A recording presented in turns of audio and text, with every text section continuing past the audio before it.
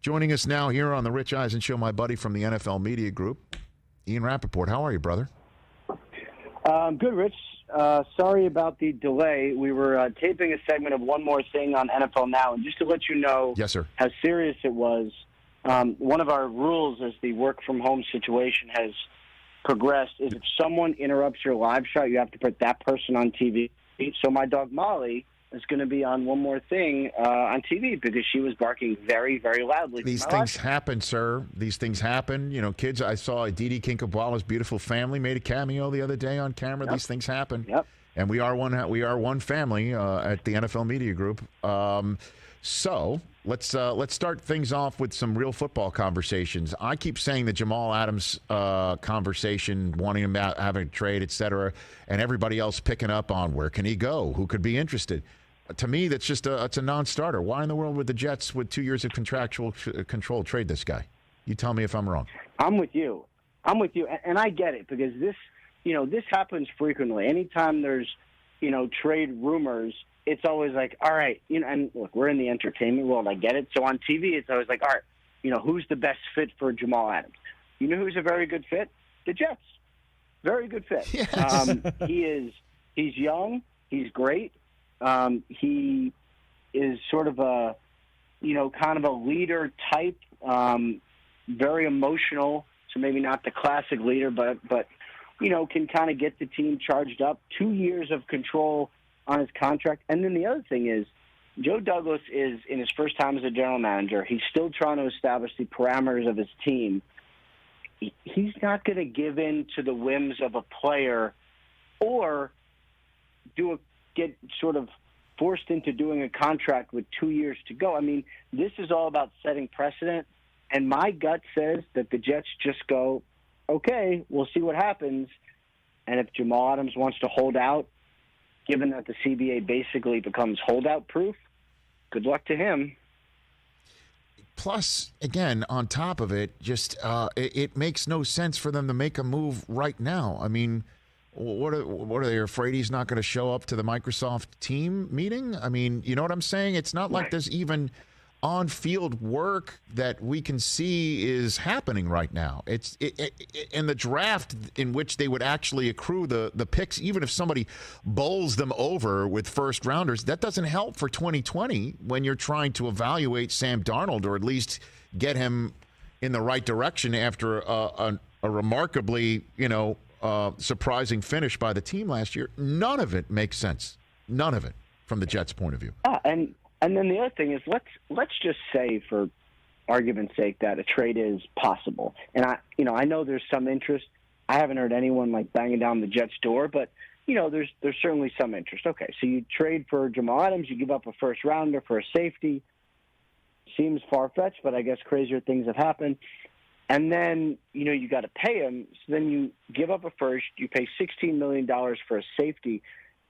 Not all teams would even pay that to one of their own safeties. It's not a position that traditionally has been one of the highest paid or the focuses of getting those guys under contract. Now, he's a good player. I get that, but that's insanely expensive to do all of that. So it's possible, but I wouldn't describe it as likely. Ian Rapoport here on the Rich Eisen Show. I love the words that you and the rest of our colleagues in this business use. It's you got to leave yourself some wiggle room because you never know if something crazy can happen on that front. But again, I will say this, Rich. In the trade world, and now that the NFL has become like trade crazy the last 3 years, yes, I have forced myself to never say that's crazy. It's not happening because I've been told. I would 45 minutes before Calais Campbell was traded to the Ravens. Yes, I was told it's not happening, and I didn't report it, and then it literally happened. So, as you mentioned, I'm sure you could fill the rest of our segment with stories like that over your entire career. Yeah, and then you see colleagues of yours at different outlets break it anyway, and then you call somebody up and say, "What the hell was that all about?" I'm sure we could fill the rest of this segment on that. I could fill a dictionary with the words I've used instead of hell, but yes. Very good. Ian Rapoport here on the Rich Eisen Show. Read me the tea leaves of why Daks signed his tender this week. out of is it out of the blue? I mean, what is the strategy here with July 15th being a long-term contractual deadline for he and the Cowboys? So as far as I could tell, this was actually the plan all along. And, I think for every franchise player, you want the long-term contract, right? And you want to be able to kind of do whatever you want because you're not actually under contract with the tag. So what a lot of guys do is, you sign it the third week of the preseason, you roll in, you get a little work, and then you just play the season. That's a pretty standard move for, players who are franchised. You lock in your money, you miss training camp, and whatever. That's that. But this year, given the pandemic, there's some uncertainty. So a lot more guys this year wanted to lock in their salaries just in case. And Dak wanted the same, but I think there's been a little bit of an effort to make sure that the Cowboys know he's not going to do a team-friendly deal, and he's not going to be kind of I hate to say this, but like the goody two-shoes that most quarterbacks are. He's going to take a strong business stance, and in this case, that meant staying away for the virtual offseason. So his plan was to sign it right when the virtual offseason ended, and it ended for the Cowboys last week. Huh. So he signed it on Monday. Okay, so then he's now in the fold. I imagine the issue is how the salary cap's affected by COVID-19 in future years, and how cap strung that could leave the Cowboys. Is that what the issue is now, on top of all the back and forth that may have been going on between Dak and the Cowboys to keep this thing as an open question to this point? That definitely is a concern. And what the thought process now is that the NFL and the NFLP will somehow be able to get the cap to be flat next year. There's going to be some lost revenue, could be as much as $40 or $50 million per team. But then you have the new TV deals. There are ways where they can sort of make up the money and finagle it so the cap is flat. So it's an issue, but the parties involved think they will be able to work it out. What's more of an issue in Dak's case is there's been a trend for players now to do shorter-term deals. It's not as sexy to say, like the numbers don't look as big when you do a 3-year deal, but for a player it's much better because you can re-up sooner. So that's what Dak wants, a 4-year deal. The Cowboys have only offered 5 years. And I honestly don't know which side caves. It might be neither side. And if a deal doesn't get done, that's why. Ian Rapoport joining me here on the Rich Eisen Show. And then the issue of a season. I put it in front of you. You must get asked this all the time. I get asked this all the time. What do you think about a 2020 season? And my response is the same, that the virus will have the last say, but everything that I know and hear is that the NFL has every intention of playing. What do you hear, Ian? Yeah, the same. And I will say this, Rich. It's incredible the amount of really good, smart, successful coaches, agents, high-up executives who will call and ask, are we going to have a season? It's, usually I would say, like, ask your owner or something, but nobody actually knows. So it's been weird to hear, like, very good football coaches call and be like, so what do you think? It's just been an odd dynamic because they don't call me and ask about play calling, but they do ask, is there going to be a season? And I get the same sense you do, that it is going to go on as scheduled with minimal fans to start, and then we'll see. I think the most important thing, really, of all the things that we've heard, the most important thing was Dr. Alan Sills, the NFL's chief medical officer, saying there are going to be positive tests. It is going to happen. Get used to it. It will happen. It will be a storyline. It will happen. And once you accept that there will be some positive tests, you can see how it would go on. Let's say just a lot, let's say you have 2 a week per team. Let's just say. That seems like a lot, but let's just say that's the case. So that's, more than 60 per week. Okay, well, that's basically like 2 players being injured for a week or 2, however long the quarantine is.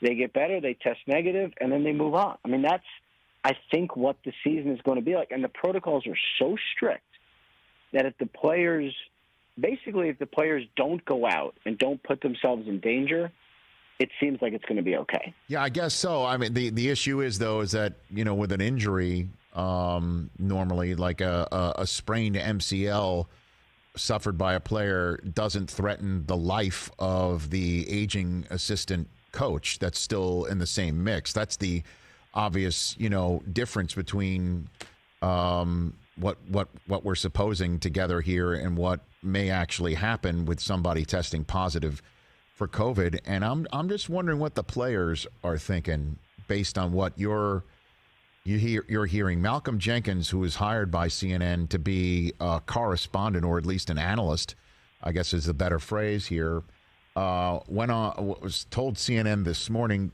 called football a non-essential business, so we don't need to do it. The risk has to be really eliminated before I would feel comfortable with going back.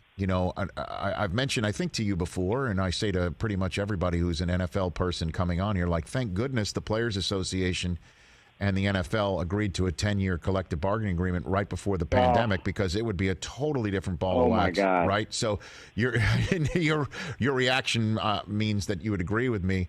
But what are you hearing from players right now that you talk to on this front? I mean, just quickly, you bring this up. Like, I actually think about what would have happened had they not agreed. Right. And, a week later, the pandemic and the world shuts down. Like, would they have revoted? I don't know. You're right. I mean, thank everything that this actually happened, because 10 years of financial security is much, much better than not. Well, you're seeing what baseball's going through with their CBA coming up at the end of the 2021 season. I mean, all the negotiations to just get back on the field this year was fraught with all the, lack of trust that any collective bargaining agreement conversation would have, even though their CBA doesn't, lapse until after next season. But now I'll let you answer the question. Are you hearing that players might be echoing what Malcolm told CNN today, that maybe when it comes down to it, they might not want to report? I have heard probably not as much of that as I thought I might. I just don't. This is all sort of anecdotal, because obviously I can't talk to all the players, of course. I really get the sense that most of the guys are like, okay, it's not that bad. We're going to figure this out, which, we don't know. That's one of the problems, is we don't know how bad it is. It's like there's some people saying like, oh, well, players should get it now and then they won't have to worry about it during the season. We don't even know, first of all, if everyone will 100% recover. We don't know if you can get it again. It's absolutely incredible, the amount of things that we as a world just don't know. But I feel like most players are okay with taking the risk, not believing that is a big risk. And also, again, like, the protocols are hardcore. I mean, it is intense. And I think that is really going to end up helping in the long run. See, I guess the wait and see aspect of it, honestly, I feel like sometimes I need a degree in public health to do the job that I'm doing right now, in the same way I needed a legal labor degree back during the lockout. So what do you hear? Is it on a report date? I mean, because rubber is going to have to meet the road very, very soon. I mean, the amount of time that the NFL has had to wait and see how the circumstances of the virus on the ground could affect their season. What are you hearing about? A full-on report date, late July 28th is a date that's been thrown out there. What are you hearing on that front, Ian? Yeah, sounds like July 28th is the date. And that was actually the original date. And I'd made way too many phone calls to try to figure out when players are going to report, only to be told yesterday that there's been no change.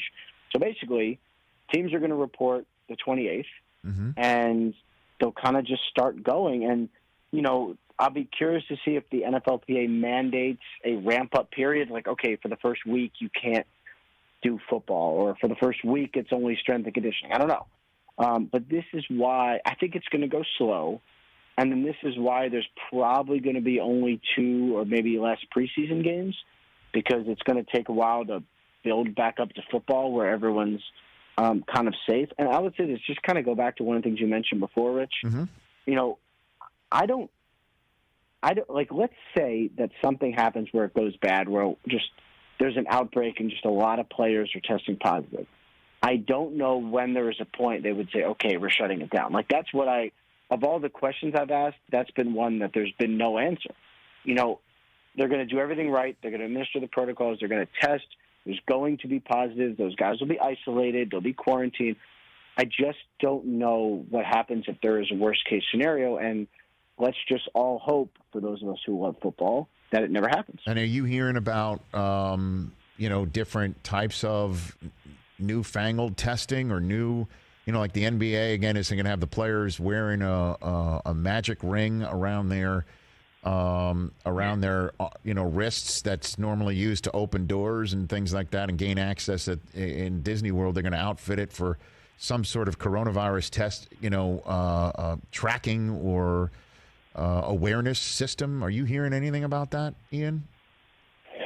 At all? No. I feel like those are, not to minimize the scientific progress that those associated with that development have made, but doesn't that seem like those brass bands that they have infomercials for? They're like, okay, this brass band is going to make sure I'm healthy. Or who knows? I don't know. No. You like that one, Chris? Are those like the sleeves, the copper sleeves, like those? I don't know. Yeah. I don't know. Copper, not brass. Right. Right. Yeah. I just don't know. I just think that the NFL has so many ins and so much, money to be able to throw at this that we're going to find something out. I don't know. Maybe that's just, hoping for too much. But it does seem, again, I haven't heard a single soul saying this isn't, we need to be, we're going to push it. We're going to delay it. I haven't heard that at all. Zero. Except for the fact that today. The only people I've heard that have talked about that have been really just head coaches who are nervous, but in people really in power, no one has said that. Whereas, like you mentioned, the lockout, like at the time, it was always like, get ready to miss games, prepare for anything, and then they didn't miss any games, and it was like, okay. But this has been the opposite. Every person in power that I ask on all sides says they're going to play. I'm hearing the same thing, Ian. I'm hearing the same exact thing. All right. Appreciate the time. I hope you're and in the meantime, we could just all huddle around the warmth of Jay Cutler's new Instagram account. Right? I mean, of all the guys, I watched the whole. I watched every second of his IG stories, and I am all in on who the chicken serial killer is. Right. All in. Have you heard any information on that, Ian? I know you're tracking down many stories in the NFL, but have you found out any information about that at all? You know what? I have a pretty good source close to Jay Cutler. Yes. Who I'm going to text right now to see if I can break the story of who's killing the chickens before he posts it on IG. All right. I've got Urlacher's number 2, Ian. So come on, guys. He's got hair now. I'm aware of that. It's true. I'm aware of that, Ian. Thanks for the call. Appreciate it. Take care, Aaron. You got it. That's Ian Rapoport of the NFL Media Group. Hey, you watched all the way to the end. Thanks for that. Watch more right here.